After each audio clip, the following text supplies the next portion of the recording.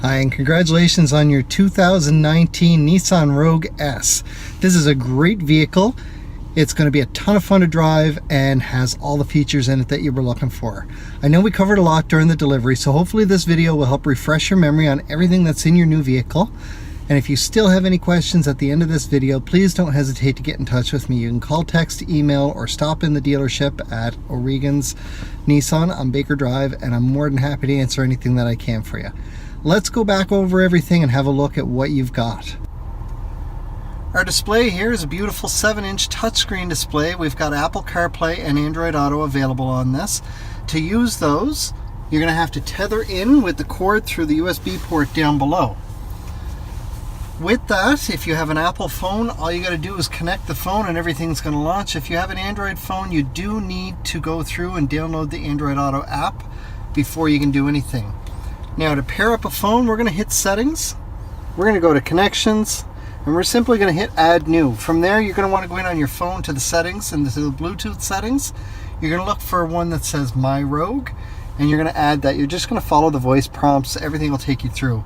Now, if you do have an Android phone and you have a lock on your screen, so something that requires a passcode of some sort to open up your phone, at that point, what you're going to need to do is you're going to need to go down to the lock screen settings, into Smart Lock, and then Trusted Devices, and you're going to add the vehicle as a trusted device. Once you do that, everything's going to be fine. Otherwise, you're not going to get to the end of your parking lot before it disconnects your phone on you. So make sure you do that.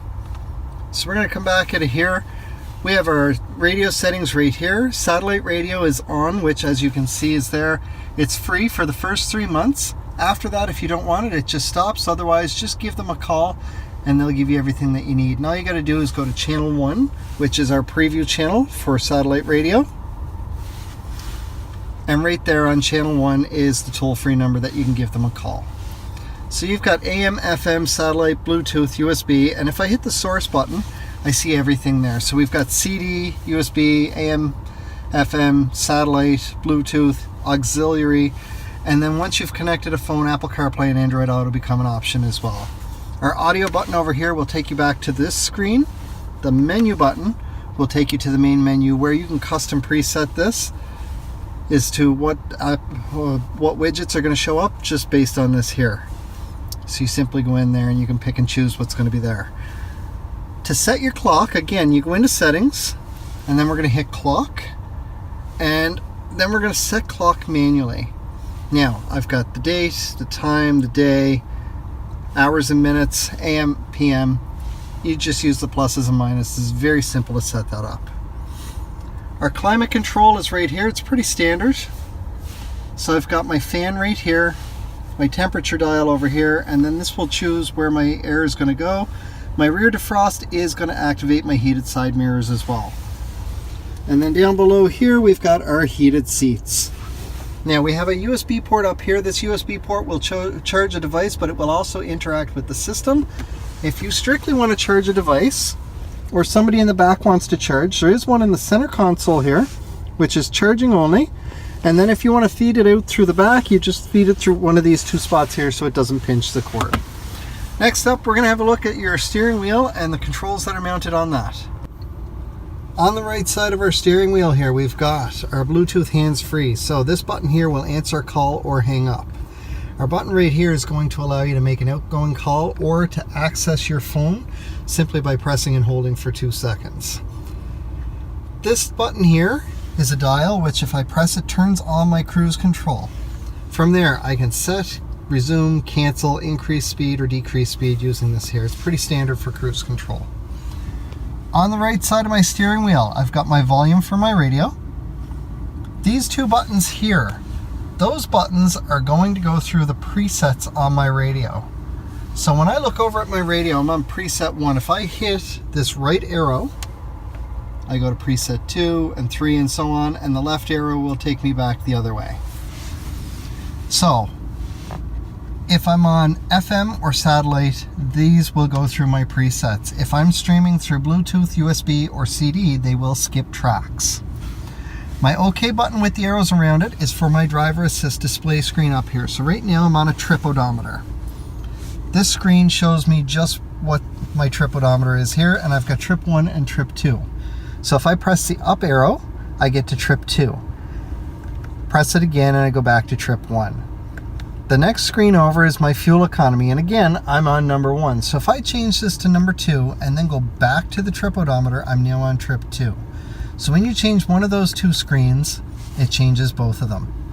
To reset them, you're simply going to press the OK button, and then you can either set just the screen that you're on, or you can go down and hit all, and everything resets. Next screen over is what's going on with our radio. So while I'm on this screen, I have total control of everything to do with my audio. I've got my volume, I've got my 2 buttons to go through my presets or skip tracks, and while I'm on this screen, if I press the OK button, I can cycle through the different options that I have for my audio. So you see AM, FM, satellite, USB, auxiliary. All my options are there. Anything that's connected will show up as an option. This screen is for our safety shield.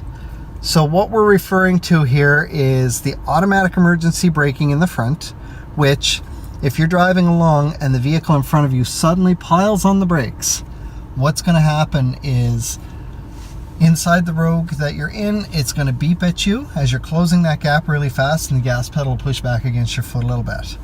If you do not react fast enough at that point, because sometimes you just can't, the beeping gets louder and faster, and if necessary, it will start to apply the brakes for you to help avoid or minimize an oncoming collision. The next thing that's being referred to here is our blind spot indicators. So we have an LED indicator on each side of the vehicle on the black A-frame pillar, right here. When there's a vehicle in your blind spot, whichever side it's on, whether you're passing it or it's passing you, the LED indicator on that side of the vehicle is going to light up and stay lit up a dull orange as long as part of the vehicle is still in your blind spot. You need to be 40 kilometers an hour or higher, and the vehicle beside you needs to be moving for this to work. Now, while that indicator is on, so let's say for example the driver's side indicator is on, and while that's lit up, I signal to go left.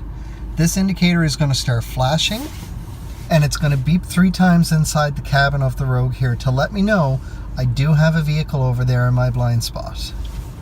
The final piece to this is rear cross traffic detection.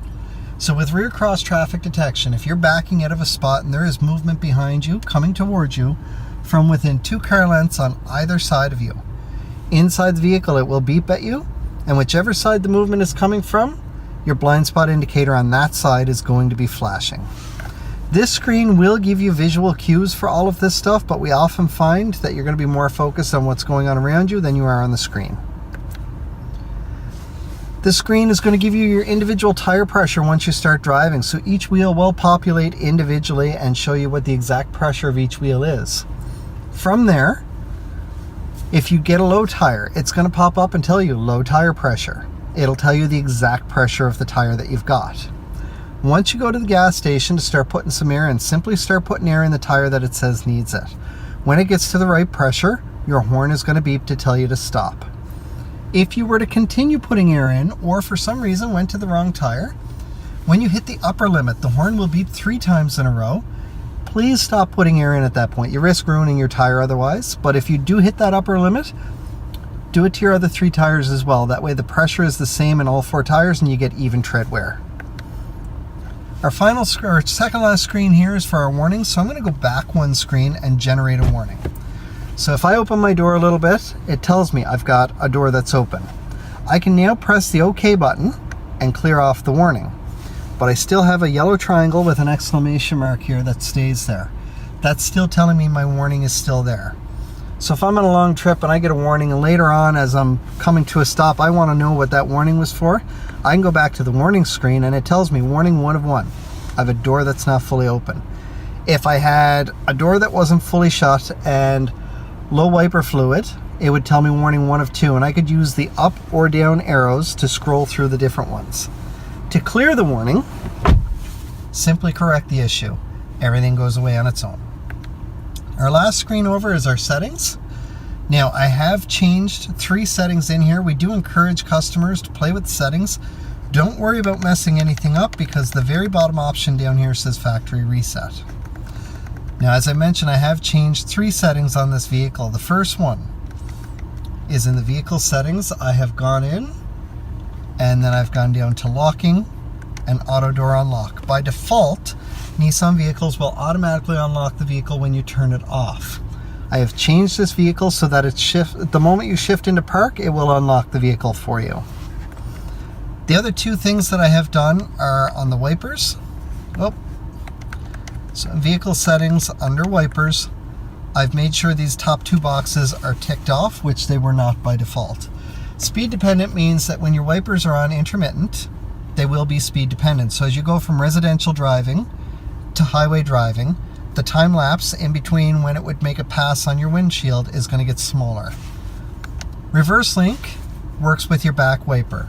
If your front wipers are on, whether they're on regular, high speed, or intermittent, when you shift into reverse, even though your back wiper is not on, it's still going to make a pass across that back window to clear it off so that you can see. Now, for anybody who's wondering, drip wipe is for when you clean your windshield. You hold that lever back and it sprays the windshield, and your wipers will make 3 passes on the windshield, and then it's going to wait a few seconds, and then drip wipe it's going to make 1 final pass after a few seconds to catch any drips that are running down. Those are the settings I typically change on this. We do encourage you to play with the settings, and don't be afraid of messing anything up because it's easy to fix. Down on the dash here, we've got a few buttons. So our first one is traction control. Now, this vehicle here, if we turn off the traction control, we see here it tells me that it's off, and now I've got a picture of 2 cars crashing over here. By turning off my traction control, I have disabled the automatic emergency braking. We recommend leaving the traction control alone unless you are very familiar with driving with it off, at which point feel free to do as you please. Our gas tank release is right here, and as indicated by the little arrow here, it is on the passenger side of the vehicle. Down below, we've got Sport and Eco mode. So Sport mode shows up under my park indicator in brown. When I have a passing lane that I'm running out of and I need to get out and around somebody in a hurry, I can hit that Sport mode. My RPMs are going to run a little bit high, and I'm going to have more torque on the motor. It's going to be more responsive, so it gives me that extra push that I need to get out and around in a hurry. Just don't forget to take it back off of Sport. It is harder on gas. Eco mode shows up in green below your park indicator and is to get you better gas mileage. Now, 99% of the time, you're never going to realize that you're in eco mode, except you are going to see your gas go further. When you will notice it is pulling away from a dead stop quickly, or trying to get out and around somebody in a hurry is going to feel a little bit sluggish compared to normal mode. Now, if you do have the all-wheel drive version, there will be an additional button over here that says all-wheel drive lock. With the all-wheel drive lock, you would have an intuitive all-wheel drive, to which you would drive an all-wheel drive front-wheel drive 90 to 95% of the time anyway. But with the all-wheel drive, you can push the button and it will pop up on your display over here, and it will tell you that it's locked in. It will stay locked in all-wheel drive up to 40 kilometers an hour. Once you get above 40, the lock comes off and it drops down to front-wheel drive. However, if you have the all-wheel drive version, it will engage all-wheel drive as necessary, all the way up to 145 kilometers per hour. I hope this video has helped you get used to everything again in your vehicle and refresh your memory on anything that you might have forgotten. There is a lot of features on this vehicle for an entry-level model. It's a great vehicle. I know that you're going to love it. It's a ton of fun to drive, and it's going to do everything that you want it to do. If you still have any questions, please do not hesitate to get in touch with me. You can call, text, email, or if you're in the area, stop by 60 Baker Drive, which is O'Regan's Nissan in Dartmouth. I hope you have a wonderful experience, and I look forward to dealing with you again.